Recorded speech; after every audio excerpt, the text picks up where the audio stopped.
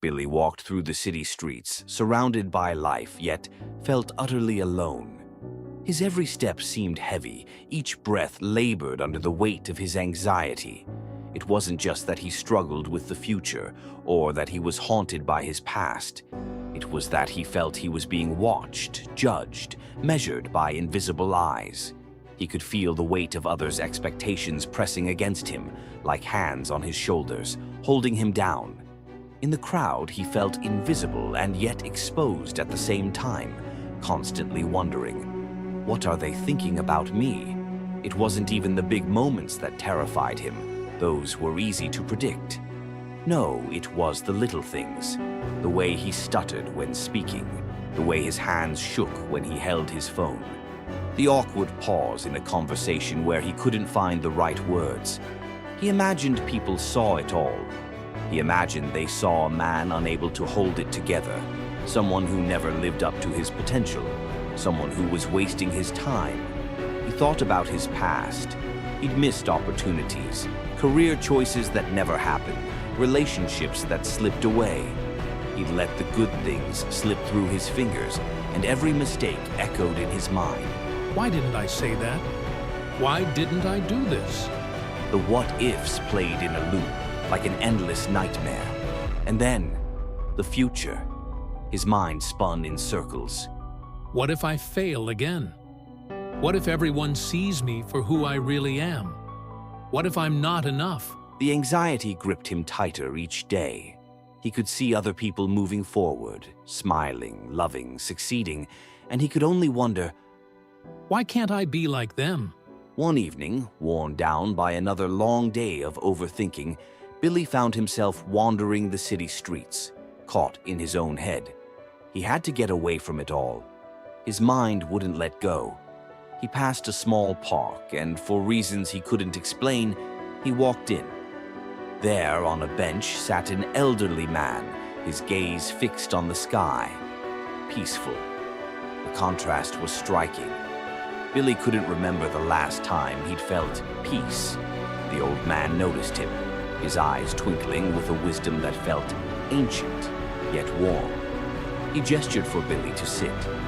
Despite himself, Billy obeyed, sitting beside a stranger who seemed unbothered by the chaos of the world. The old man broke the silence, his voice calm, as if he had all the time in the world. You're carrying something heavy, son. Billy wasn't sure how to respond, but the old man's eyes were kind.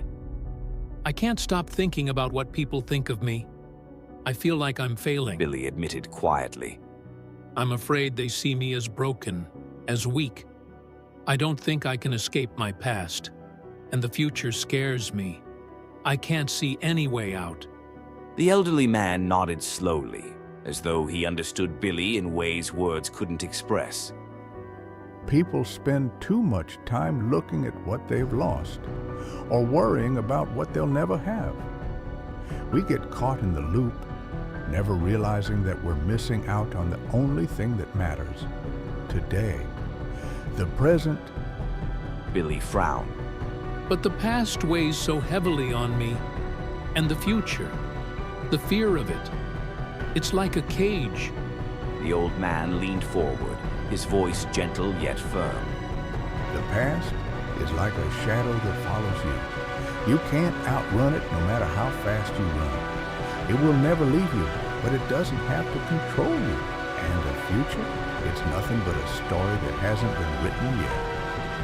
You can imagine every possible ending, but you'll never know the truth until it arrives. The only thing you truly have, son, is today, right now. Billy blinked, the words sinking into him like drops of water in a dry desert. Today, but for the first time, he felt something shift. He'd spent so much time chasing the approval of others, judging himself through the eyes of strangers, fearing their silent opinions. He'd tried to build himself up from the outside in, when the only thing that truly mattered was what he chose to believe about himself right now. The old man smiled, a quiet understanding in his gaze. Don't worry about what others think of you. Most people are so caught up in their own stories, that they rarely have time to write yours. You are your own story, and it's up to you to decide how it unfolds. Billy sat there long after the old man was gone, the world around him quieter somehow. Today, he could be someone different. Today, he could choose to stop judging himself through the lens of others' eyes. And as he looked around at the people moving forward in the world, he realized something profound. His story was his own to tell. Yesterday is history.